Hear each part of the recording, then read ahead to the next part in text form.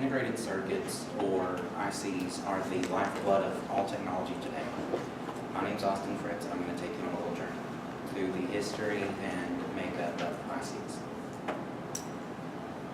What is an integrated circuit? In its simplest form, it's nothing more than an advanced electrical circuit compacted into a series of millions of tiny transistors, resistors, capacitors, and connections packed onto a semiconductor. The idea of integrated circuits was conceived actually by two different people at about the same time. Jack Kilby and Robert Noyce both thought of integrated circuits around about the same time in two different locations. Jack Kilby thought of his idea in July 1958. He was working for Texas Instruments, and while everyone was on vacation, he came up with the idea of compacting discrete components onto one board. He used germanium as his prototype, and Texas Instruments filed for a patent on February 6, 1959.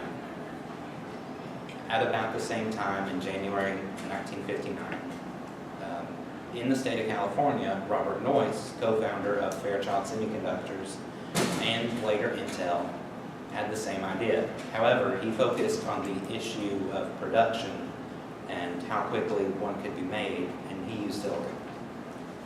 Discrete versus integrated. Before ICs were made a reality, circuit board builders had to wire each and every individual component onto the board and then to each other. If one wire was incorrectly installed, it would not work properly and could potentially damage the board and its components. ICs changed all that by compacting both components and connections onto a silicone wafer or die, smaller than a fingernail, and using a method called photolithography. The mayor of Silicon Valley, Robert Noyce, he's called the mayor of Silicon Valley because of because he was in California at the time, and he came up with the idea of ICs. And because of the idea, it later gave others the potential to do what they do, like Yahoo and other companies. I think it's the 50th anniversary.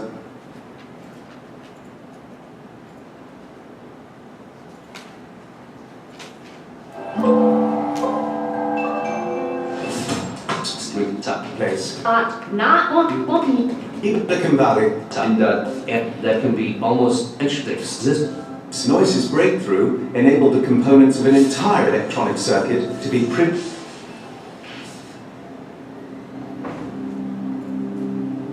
2009 is the 50th anniversary of a discovery that transformed our world.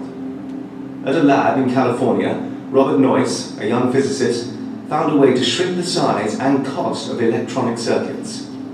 His invention became known as the integrated circuit.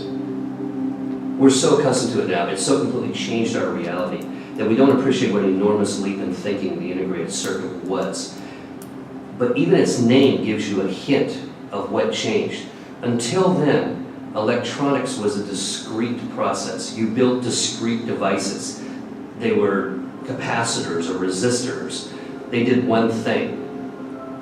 This is one of the circuit boards that were used in a DAC computer in the early 60s.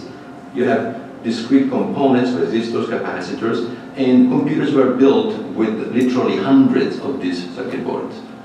The integrated circuit was able to replace in a single chip the entire electronics that was contained in this board.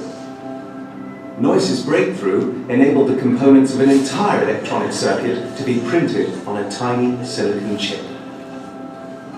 The jump from the transistor, this solid-state cylinder that does one thing, and to turn it into a process that goes from essentially physics to printing, to take a three-dimensional object and make it into a two-dimensional object, that can be almost infinitely reproduced and reduced in size and given ever greater complexity.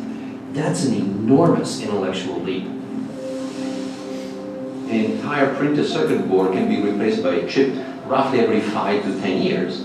And that's how the progress of technology has occurred. That's why today we can have in a desk a computer that would be the size of a football field in 1960.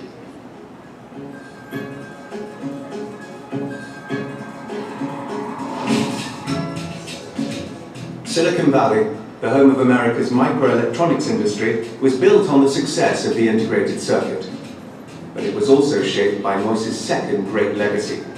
He believed that companies should be open and egalitarian.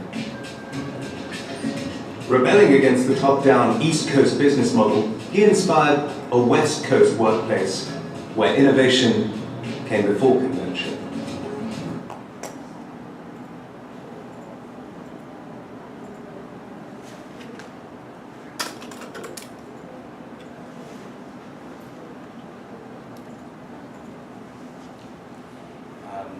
Jack Kilby, the Nobel Prize winner.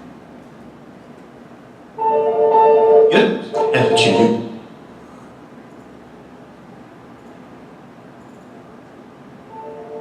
You know those gadgets you use every day? You ever thought about how they came to be? Well, we'll show you through the eyes of innovation.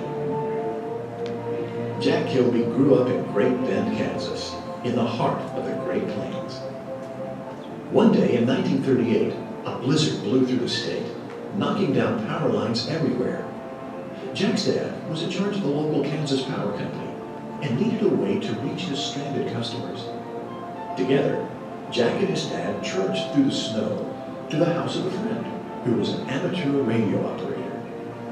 Jack was taken with the power of the radio to shrink distances and give people hope. It was in this moment that Jack realized the power of electrical engineering, which would later become his lifelong career and personal passion. In high school, Jack became an amateur radio buff, and upon graduating, he joined the military during World War II, applying his passion for radio as a technician for the U.S. Army Signal Corps. After the war, he attended college on the GI Bill. He graduated from the University of Illinois in 1947 with a degree in electrical engineering, followed by a master's degree from the University of Wisconsin. Jack turned his love of electronics and technology into a career, first at a vacuum tubes company, and later at Texas Instruments in Dallas. Building on his fascination with electronics, Jack invented the first working integrated circuit in 1958, otherwise known as a chip. Little did he know his invention would revolutionize the world. His innovation can be found in nearly every piece of electronics we use today. Smartphones, computers, televisions, even our cars. In fact, you could watch this video without Jack's chip. Jack's invention allowed man to explore space and fly to the moon. It miniaturized computers the size of a room to fit in the palm of a hand, and it even helps the deaf to hear. Jack Kilby won a Nobel Prize in Physics in 2000 for his part in developing the integrated circuit. Today, Jack's legacy lives on. And here at TI, we are still developing revolutionary technology that will change how we live, work, and play. All because of a blizzard in 1938 that introduced Jack to his lifelong passion for engineering. The sky is the limit. With the power of science, technology, engineering, and math, and a little creativity, you could be the next Jack Kilby.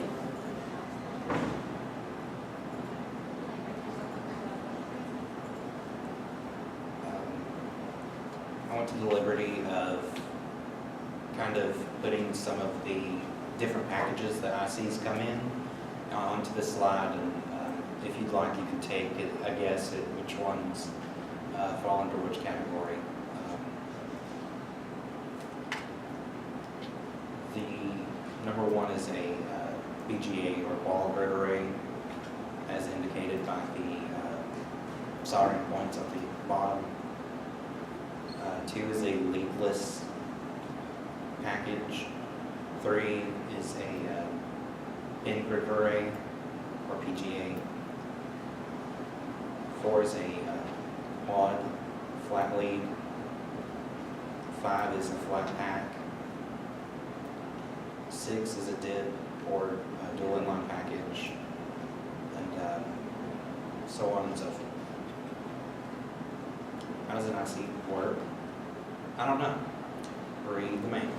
There's hundreds of thousands of different configurations and combinations to explain how each one word would take forever. But I can tell you a little bit about how one operates.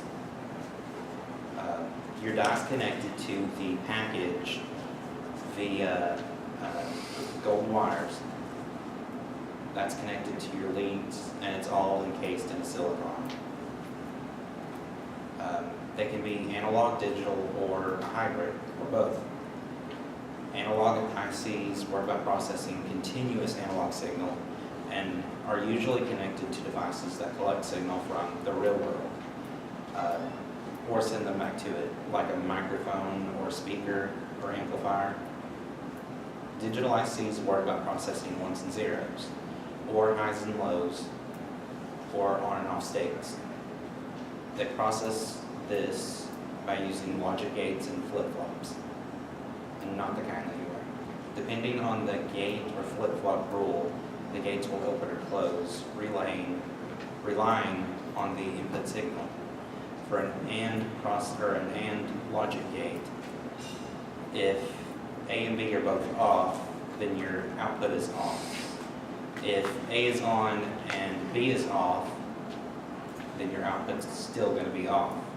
If both A and B are on, then your output will be on. And depending on which gate or flip-flop it is, it changes the rule. Hybrid ICs can both implement digital and analog signals and are sometimes both compacted onto one IC. And here's the URLs